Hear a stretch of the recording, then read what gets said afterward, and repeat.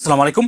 বর্তমানে যদি আপনার ইকামা এক্সপায়ার থাকে 2 বছর, 3 বছর কিংবা 4 বছর, তাহলে বিপদ কি আপনার নাকি আপনার বর্তমান কোম্পানির? আজকের এই ভিডিওতে সম্পূর্ণ ক্লিয়ার করে দেওয়ার চেষ্টা করব এবং আপনারা যেটি আতঙ্ক নিয়ে বর্তমানে সৌদি আরবে বসবাস করছেন, আপনাদের আতঙ্কটা আজকের এই ভিডিওটি দেখার পর কিছুটা হলেও কমে যাবে।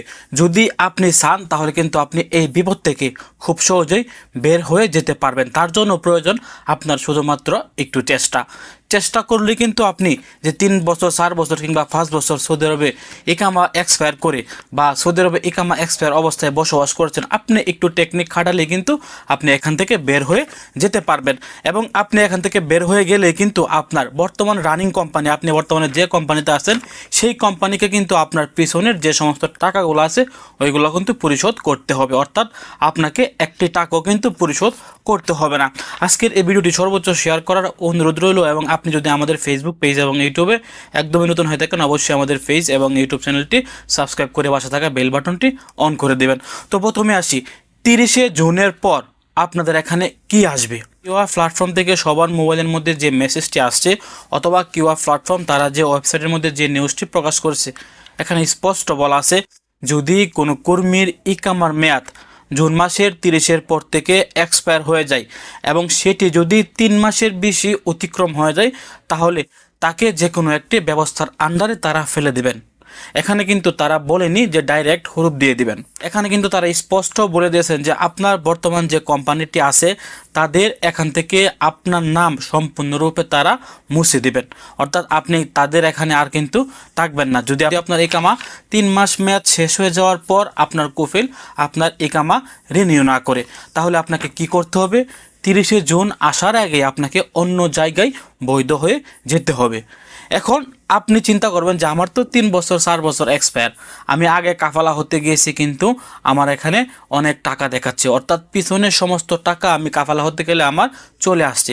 এই মুহূর্তে তারা এখানে স্পষ্ট কিন্তু বলে দিয়েছেন, আপনারা এই আরবি নিউজটিকে বাংলা অথবা ইংলিশ করলে কিন্তু সম্পূর্ণ বিষয়টি আপনারা নিজেরাই বুঝতে পারবেন। এখানে বলা আছে যদি আপনি বর্তমান ইকামার মেয়াদ শেষ হয়ে যাওয়ার পরও যদি আপনি অন্য কোথাও কাফালা না হন বা আপনার কফিল আপনার ইকামা রিনিউ না করে, তাহলে আপনি এই মুহূর্তে যদি অন্য কোথাও কাফালা হতে যান তাহলে আপনার পিছনের একটি টাকাও শো করবে না।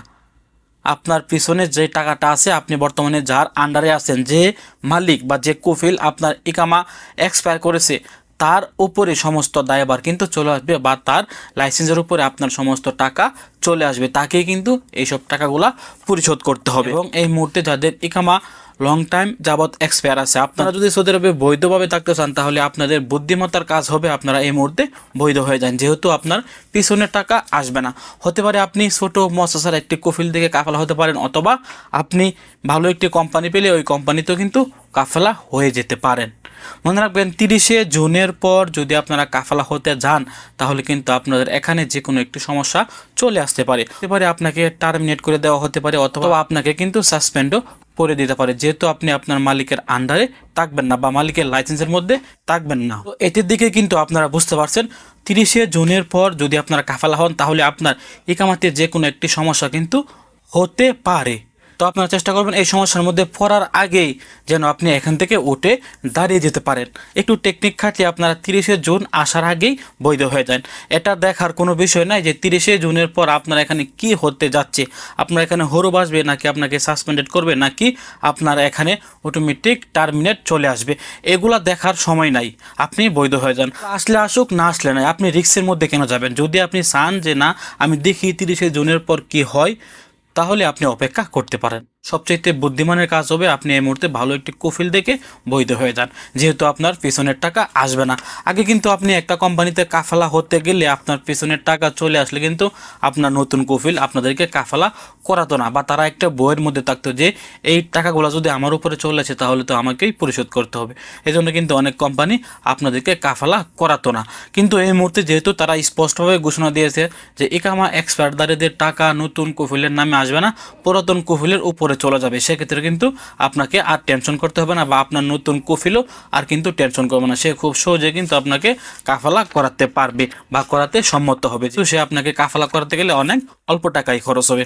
তো এই ছিল আজকে গুরুত্বপূর্ণ একটি আপডেট তথ্য। ভিডিওটি সর্বোচ্চ শেয়ার করবেন এবং শেয়ার করে সবাইকে জানিয়ে দেওয়ার চেষ্টা করবেন। এই মুহূর্তে কিওয়া প্ল্যাটফর্ম থেকে আমাদেরকে জানানো হয়েছে যে বর্তমানে কাফালা হতে গেলে পিছনের টাকা নতুন কফিল বা আমার বর্তমান ইকামার উপরে আসবে না, ওইটা পিছনের কফিলের আন্ডারে চলে যাবে, যেহেতু সে আমার ইকামা তার নিজ ইচ্ছায় এক্সপায়ার করেছে। আমার ব্যক্তিগত ইচ্ছায় কিন্তু আমি আমার ইকামা এক্সপায়ার করিনি।